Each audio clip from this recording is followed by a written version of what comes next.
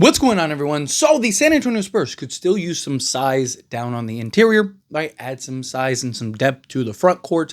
And ideally you kind of want that guy that could play like the power forward, center, somebody, 6'9", 6'10", that can kind of be that combo forward center type. And one guy that is recently linked to the San Antonio Spurs is Chris Boucher. Right, his time with the Toronto Raptors appears to be done, but there are a couple suitors. The Philadelphia 76ers apparently is trying to pursue him pretty heavily after losing Yabusele, which Spurs probably should have got. You're telling me like you couldn't have had Wemby pick up the phone and be like, hey, come on, we buddies, we teammates, right? But nonetheless, Chris Boucher, I think, would be a solid acquisition to kind of come in, slot in at either the power forward or even the center spot, whether he's starting, coming off the bench, right? Yeah, his length, size, and versatility, talking about at 6'9", right? Kind of in that 6'9", 6'10 range, but he's got a 7'4" wingspan, defend, block shots, right? Spread the floor a little bit, do a little bit of everything out there on the basketball court. So I do think he's a guy that would be a welcoming addition to the team. Now, he is 32 years old, which, is fine, right? He's not like 37, but it kind of gives you that vet guy that's kind of gone through a lot. I mean, he's not somebody that has like, long playoff runs year after year after year, but he's a guy that's been in the league, some time and has that experience and that kind of seasoning in him, kind of the understanding, knows his role, comes in, plays his role, can slot in alongside Wemby, slot in alongside Luke Cornett, right? and just kind of give you different looks at the big man position, right? You could also go small ball at times and kind of have him at the center spot, and you just don't lose a lot of that size and length that you'd be needing for some of these other teams, right? You look at some of these other teams like small ball. I mean, like the Thunder, right? We're running like Jalen Williams at the center spot with like a 4'6'3" to 6'6" guards. It was pretty impressive. It was working. I mean, Alex Caruso was like stopping Jokic, right? It was insane. So, but adding a guy in a Chris Boucher who can slot in, come in, kind of fill in some of those holes for a Spurs team, I do think makes a lot of sense. But what can he provide? What can he do? Now, he is a guy that is, essentially a career backup. Right? He's not a guy, like the most games he's ever started in his career was 14 games, and that was in the 2020-2021 season. He played in 60 and started in 14 of them.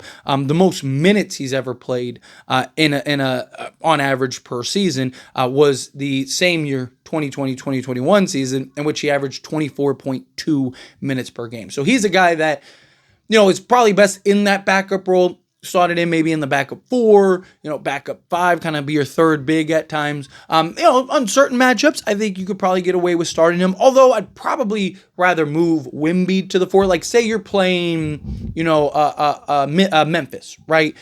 Like you could have Luke Cornett go up against a Zach Edey and Victor Wembanyama kind of match up against a Triple J, a Jaren Jackson Jr., kind of get those different looks, right? So I think I look at Chris Boucher as a guy that you could bring in off the bench, maybe have him in starts, kind of experiment, right? I don't think the Spurs are, I don't think any fans are even expecting them to win an NBA championship this year, right? Like it's a process. So, kind of bring him in to kind of be a mentor and, a guy that's been in the league, since 2017. So you're talking a guy that's been in the league for 8, going on 9 years, right? So he's a guy that I do think can kind of come in, slot in, kind of play a role for a team like the Spurs. But this past season, right, played in 50 games, didn't start in any, 17.2 minutes per game, got 7.4 field goal attempts per game, which is actually the second most of his career. The most previous to that was that 2020-2021 season in which he got 9.3. He's had a couple seasons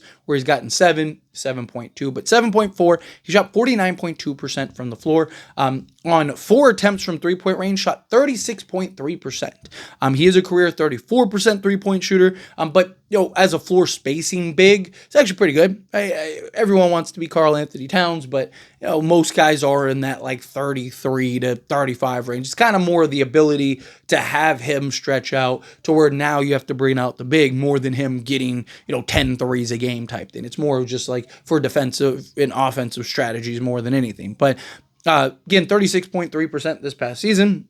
which was the second best three-point percentage of his career. That 2020-2021 season, he actually, on 4 attempts, shot 38.3%. Be nice if you kind of get back to that. That would be awesome. But 2-point range, 63.3% on 3.5 attempts. And then EFG of 58.6%.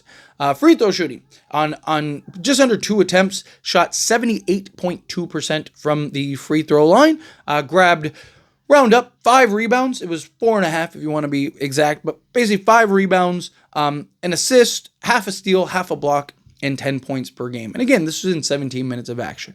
If you look up his per 36, now keep in mind, per 36 doesn't tell you everything. It doesn't tell you the whole story, but it kind of gives you an idea, okay, like what would he look like in a more expansive role?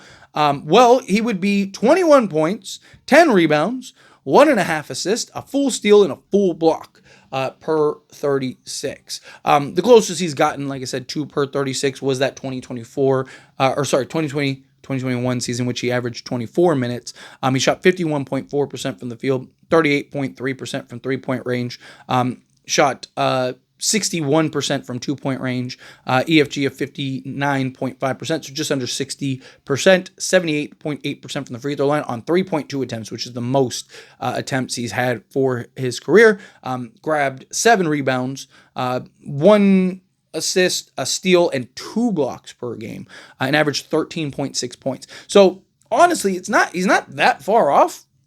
Right? Because a lot of times you look at a guy's per 36 and you're like, yeah, he's never going to be that, right? But like, again, in 24 minutes, he averaged 13 and 7, right, with 2 blocks. So to think, you give him another 12 minutes, basically a whole other quarter, right, that he can't get another, 6 points and 3 rebounds, right, or 5 rebounds. Like, I think it's possible, right? But again, he's not a guy that I would look to do that. It's also one thing to talk about it like on paper and in theory. A lot of guys are just really good. You see it all the time. Like, guys will be great in like 15 minutes of action, right? Like your best player at times, great in like 15 minutes of action. And then like as soon as that guy plays that 16th minute, you're like, this guy is the worst player in all of basketball. How is he even in the league? Right? It happens regularly. So, Chris Boucher, a guy that come in, slot in, gives you energy, gives you effort, gives you switchability, right? Gives you the defense that can slot out on the perimeter. I mean, at this point, kind of limited on your options that you could get. And like, yeah, I love like an Al Horford, but at his age, at this stage of his career, he probably wants to go to a contending team. Nikola Vucevic is a guy that is expected to potentially get bought out in the coming month or so because Chicago just hasn't been able to trade him, and he wants to go to a contender himself. So there might be something there that it gets worked on. Maybe we see that shift and pivot to where, but again, guy that probably wants to go to a contender. So to me, I kind of look at it as like, what are your options? Chris Boucher is probably one of the better options that are available that you can land, that could play the actual center position. There's several guys like Amani Bates, 6'9", he's a guy that you could slot in at the 4, but I don't think he's a guy that can really play the 5, right? Where Chris Boucher has kind of, built his office at the center position along with playing the power forward, so you can slot in with him with his ability to stretch the floor. You might be able to get some looks with him and Wemby, him and Luke Cornett. If Wemby gets the night off, kind of run double bigs if you need to, or if Luke Cornett gets the night off, you can bring in Chris Boucher, and he's a guy that can come in, kind of play that role for you. So I like it.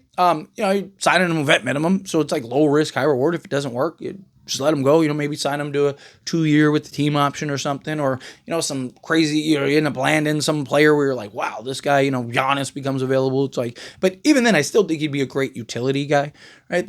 That's what the Spurs need. They need kind of guys that have experience, kind of seasoned, that can play multiple positions, so you kind of slot them in wherever you need. But anyways, as always, this is a discussion, pass a question on you. Let me know your thoughts and opinions down in the comments. That being said, if you like this video, hit that like button. Helps me a lot. It's me enjoy these types of videos, and I truly appreciate it. Not subscribe channel, hit that subscribe button. Turn on the bell notifications. Appreciate y'all. See you in the next one. Thank you.